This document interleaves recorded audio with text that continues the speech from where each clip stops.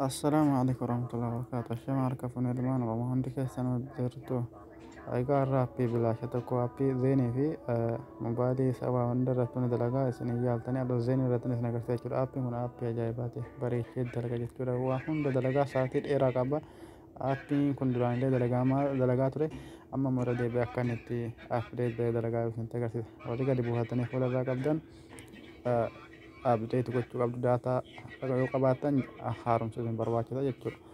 Warri ammoo otoo gadi hin buufatiin pilaastorii keessan keessa galtanii daawuloodii godhatu. Aappiinis kunoo kanaadha.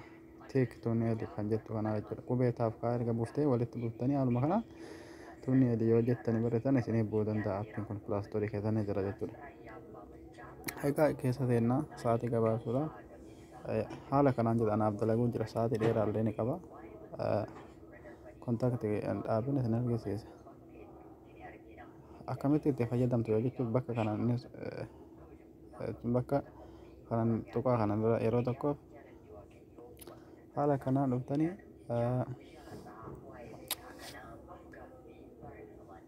gara gubbaa kana zeen firii maalichi sagalee irra godhachuu qabdu jechuudha. Bakka kana erga gadi rukkuttanii booda ana zeen firii maalichi sagal kanarratti naaf dalagaa jira. Mobaayila adda addaati mobaayila keessan irratti mumkin zeenii firii maarchii lama irratti isiniif dalaguu kana lamman irratti dalaga. Maarchii zeen firii maarchii lamaa fi maarchii sagal irratti haalaan dalagaa jechuudha. Ka gubbaachi godhattu ani sagal irra godhadha jechuudha. Zeen firii maarchii sagal isa gadii kana immoo asirra rukuttu. Egaa haala kanaatiin fedee qaba. Zeen firii bakka jiru kana zeen firii lakkoofsa ofirraa hin qabu. Zeen firii jedhee maleessa jechuudha. Sawaa taane warri ST firii immoo bakka kana jechuudha. Gara oliitiin akkasuma maarchii lama maarchii lamaaf sagal irra godhatu jechuudha. Akkasii sawaan kun asirra dalagaa.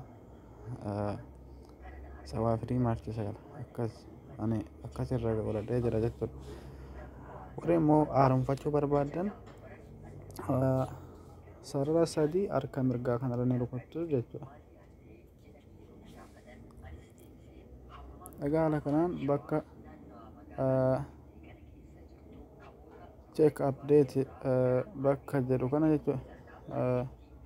Update bakka jedhu kana irra rukuttanii haala kanaan isiniif dalaguu danda'a.